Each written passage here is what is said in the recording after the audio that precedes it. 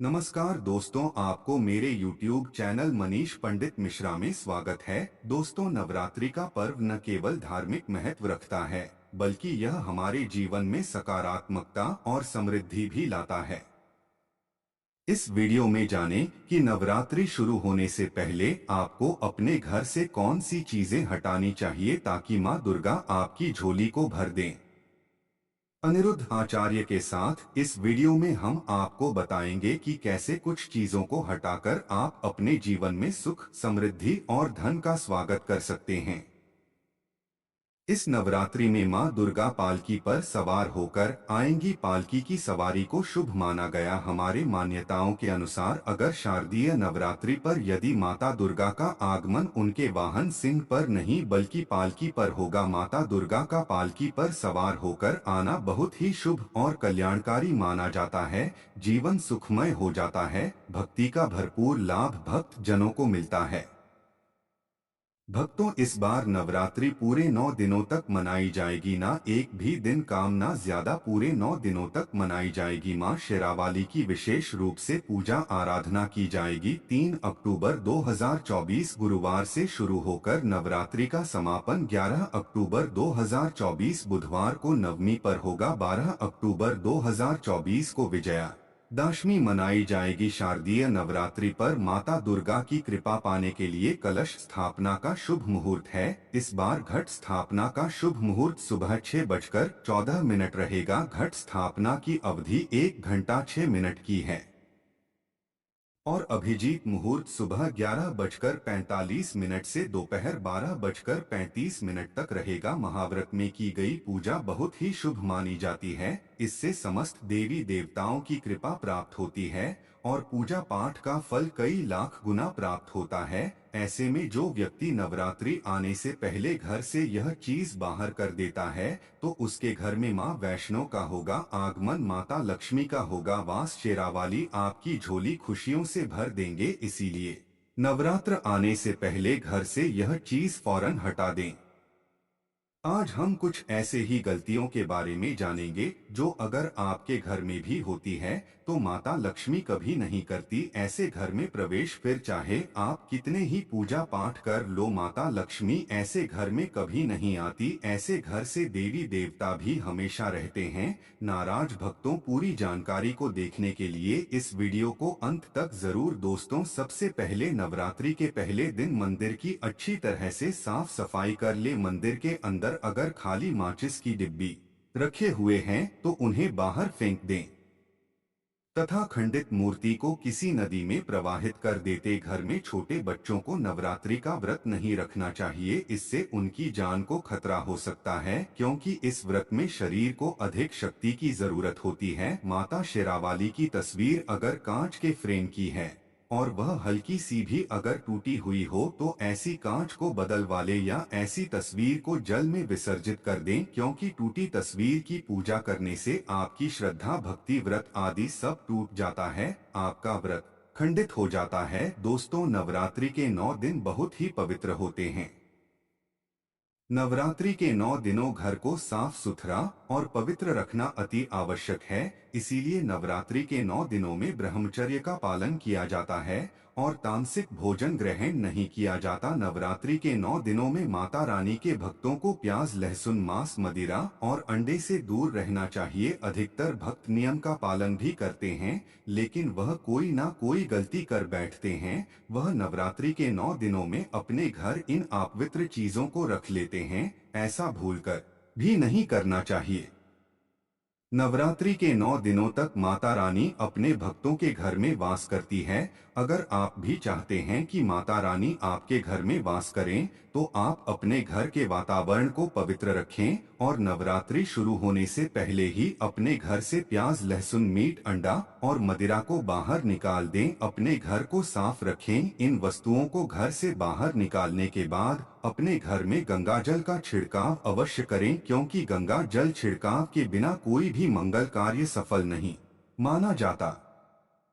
है। गंगाजल का छिड़काव स्वयं भागवत गीता में श्री कृष्ण ने बताया था। अगर आपके घर में गंगाजल ना हो तो मार्केट से और गोमूत्र लाकर आप गोमूत्र का अपने घर में छिड़काव करें, बस थोड़ा सा पानी में डालने। इससे वातावरण पवित्र हो जाएगा, घर में मौजूद नकारात्मक ऊर्जा भी नष्ट हो जाएगी। और जिस घर में वातावरण पवित्र होता है और नकारात्मक ऊर्जा नहीं होती, वह माता रानी का वास सदैव होता है। नवरात्रि के पहले आप अपने पूरे घर की अच्छी तरह से साफ सफाई कर ले। घर में जो भी फालतू सामान है, फटे पुराने कपड़े, उन्हें बाहर निकाल दें। घर में बेकार पड़ा सामान नकारात्मक ऊर्जा लाता है, इसीलिए गंदगी बिल्कुल भी ना करें। वातावरण को स्वच्छ रखें। दोस्तों, माता के आगमन के लिए घर का दरवाजा जरूर सजाना चाहिए, इससे माता आकर्षित होती है और घर के द्वारा में प्रवेश करती है। माँ के आगमन के लिए द्वारा को फूलों से सजाना चाहिए। दोस्तों, कई लोग ऐसे हैं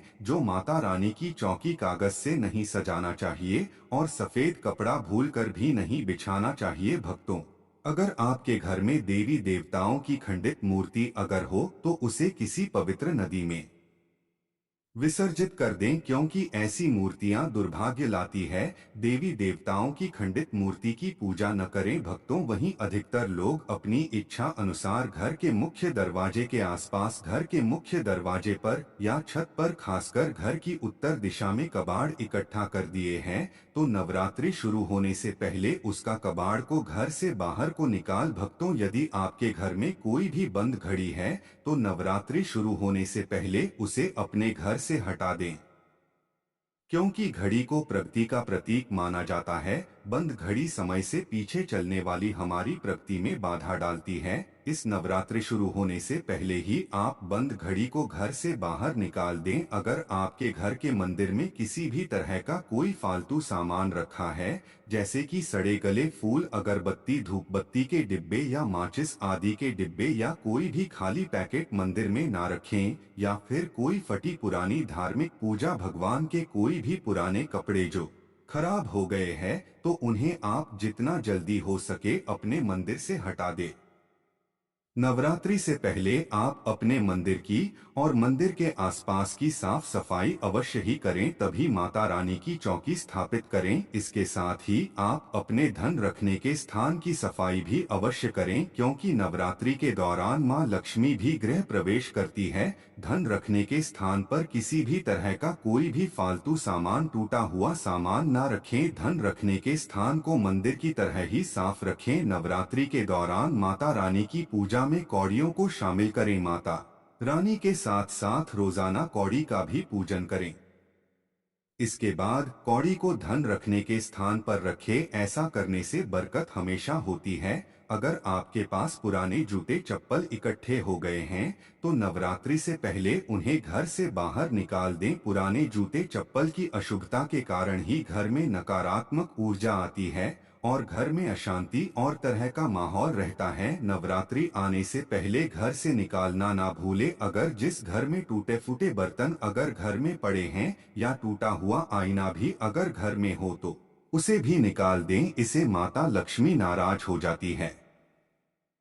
अब हम जानते हैं नवरात्रों के दौरान क्या नहीं खाना चाहिए और कौन सा फल खाने से व्रत संपूर्ण और सफल हो जाता है। भक्तों, हमारे चैनल मनीष पंडित मिश्रा को सब्सक्राइब जरूर करें। दोस्तों, नवरात्रि के दिन भगवान के भोग में सेवा आदि जरूर अर्पित किया जाता है। अगर आपका व्रत है तो आपको केला, पपीता, तरबूज और मीठे अंगूर जरूर खाना चाहिए। इन फलों से व्रतधारी को शक्ति मिलती है और व्रत संपूर्ण हो जाता है। बताया जाता है कि नवरात्रों के दिनों में सीताफल जरूर खाना चाहिए। सीताफल खाने से 10 ऐसी बीमारियां हैं जो खत्म हो जाती हैं। माना जाता है कि नवरात्रों के दिनों में सीताफल का घर में प्रवेश होना शुभ माना जाता है। सीताफल ग्रहण करने से नवरात्रि का व्रत सफल हो जाता है, क्योंकि इसमें माता पिता का आशीर्वाद मिला हुआ होता है। नवरात्रि के दौरान सीताफल जो व्यक्ति खाता है उसे दुखों का सामना नहीं करना पड़ता। सीताफल आपको जरूर खाना चाहिए। भक्तों, नवरात्रि के 9 दिन माता रानी के 9 अलग अलग स्वरूपों का पूजन किया जाता है। नवरात्रि के 9 दिनों में माता रानी को अलग अलग स्वरूप के हिसाब से अलग अलग भोग अर्पित किए जाते हैं। लेकिन क्या आप जानते हैं कुछ ऐसी वस्तु है जिन्हें नवरात्रि के दौरान भूलकर भी माता रानी को अर्पित नहीं करना चाहिए। अगर इन वस्तुओं को आप गलती से भी माता रानी को अर्पित कर देते हैं तो आपको व्रत और पूजन का पूर्ण लाभ नहीं होगा। माता रानी की कृपा प्राप्त करने के लिए आपको यह जानना अति आवश्यक है कि वह कौन सी ऐसी वस्तु है जो माता रानी के पूजन में भूलकर भी इस्तेमाल नहीं करना चाहिए। आइए दोस्तों जानते हैं। नंबर 1, नवरात्रि के दौरान शादीशुदा महिलाओं को सफेद कपड़े पहनकर पूजा पाठ नहीं करना चाहिए। साथ ही साथ काले कपड़े भी नहीं पहनना चाहिए, इससे पूजा व्रत आदि खंडित हो जाता है। माता की चौकी जब आप लगाएं तो उसके नीचे कागज नहीं लगना चाहिए। माता की चौकी हमेशा लाल कपड़ा बिछाकर ही बनना चाहिए। हमेशा याद रहे, नवरात्रों के इन 9 दिनों तक व्रतधारी को अपना आसन चौकी के आगे ही लगाना चाहिए और मंदिर को नवरात्रों के दौरान अकेला नहीं छोड़ा जाता है। यह बहुत ही अशुभ माना जाता है। इससे माता नाराज हो जाती है और हमेशा के लिए चली जाती है। भक्तों, नंबर 2, नारियल। हिंदू धर्म में नारियल को समृद्धि, धन, श्रद्धा और सम्मान का सूचक माना जाता है। नारियल को श्रीफल भी कहा जाता है। नारियल को सुखहर मांगलिक कार्य में विशेष महत्व होता है। जैसे कि आप सभी जानते हैं कि माता रानी के कई मंदिरों में नारियल से बलि भी दी जाती है। माता रानी के पूजन में नारियल का इस्तेमाल हम सभी करते हैं। कलश की स्थापना नारियल रखकर ही की जाती है। माता रानी के पूजन करते समय कुछ गलतियां कर बैठते हैं। माता रानी के पूजन में सदैव पानी वाला नारियल ही इस्तेमाल करें। नारियल का पूर्ण होना चाहिए। नारियल चिटका हुआ या टूटा हुआ नहीं होना चाहिए, क्योंकि साबुत नारियल पूर्ण और पवित्रता का प्रतीक होता है। साबुत नारियल ही सुख समृद्धि का प्रतीक होता है। साबुत नारियल को ही श्रीफल यानी कि मां लक्ष्मी का फल कहा जाता है। नवरात्रि में माता रानी के कलश की स्थापना करते समय नारियल वाला पानी नारियल ही कलश पर स्थापित करना चाहिए। साथ ही यह ध्यान रखना चाहिए कि नारियल को सदैव कलश के ऊपर लेटा कर रखना चाहिए। घट स्थापना करते समय कभी भी नारियल को खड़ा करके नहीं रखा जाता। नारियल को सदैव लेटा कर कलश के ऊपर रखा जाता है। साथ ही नारियल को स्थापित करने से पहले आप लाल कपड़े में लपेटकर उस पर लाल चुनरी ओढ़ाकर कलश के ऊपर सही तरीके से नारियल रखा जाता है और सही प्रकार का नारियल रखा जाता है। तब यह व्रत और भोजन का पूर्ण फल प्राप्त होता है। यह भी ध्यान रहे कि महिलाएं माता रानी को नारियल अर्पित कर सकती हैं, लेकिन कभी भी माता रानी के सामने नारियल को भूलकर भी नहीं फोड़ना चाहिए, क्योंकि नारियल बीज रूप होता है और स्त्रियां बीज रूप से ही शिशु को जन्म देती है। इसीलिए कभी भी महिलाओं को नारियल नहीं तोड़ना चाहिए। नवरात्रि में माता रानी का व्रत और पूजन किया जाता है, लेकिन नवरात्रि के दौरान सबसे ज्यादा महत्व होता है कन्या पूजन का। दोस्तों, माना जाता है व्रत और उपासना से माता रानी इतना प्रसन्न नहीं होती है जितना कन्या पूजन से होती है। नवरात्रि में छोटी छोटी कन्याओं को माता रानी का स्वरूप माना जाता है। कन्याओं को भोग लगाया जाता है, उन्हें प्रसन्न किया जाता है और बदले में आशीर्वाद मांगा जाता है। कन्याओं को प्रसन्न करने के लिए गिफ्ट आदि उपहार वगैरह दिए जाते हैं। माना जाता है अगर कन्याओं को कोई भेंट दी जाए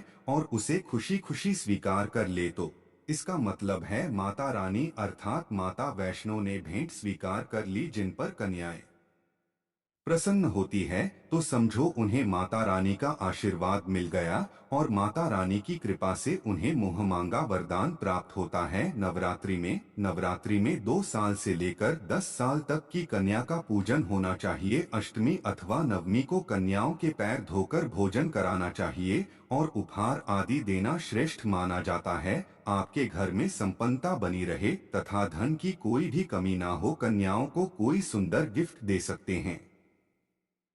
शास्त्रों में बताया जाता है कि कन्या जितना खुश होती है उतना ही धन की प्राप्ति प्रदान करती है। ऐसे में आप कन्याओं को चॉकलेट बॉक्स दे सकते हैं तथा खूबसूरत कपड़े दे सकते हैं। याद रहे काले कपड़े ना दें, बर्तन भी गिफ्ट के तौर पर दे सकते हैं। याद रहे कि कन्याओं को लोहे का कोई भी सामान नहीं देना चाहिए। भक्तों, जब कन्या अपने घर के लिए प्रस्थान करें तो उनके चरण स्पर्श करते हुए अपनी मन की मुराद जरूर बोले, माता रानी अवश्य पूरी करती है। दोस्तों, वीडियो में दी गई जानकारी अगर आपको अच्छी लगी हो तो वीडियो को लाइक जरूर करें और हमारे चैनल को सब्सक्राइब करना ना भूलें। नमस्कार दोस्तों।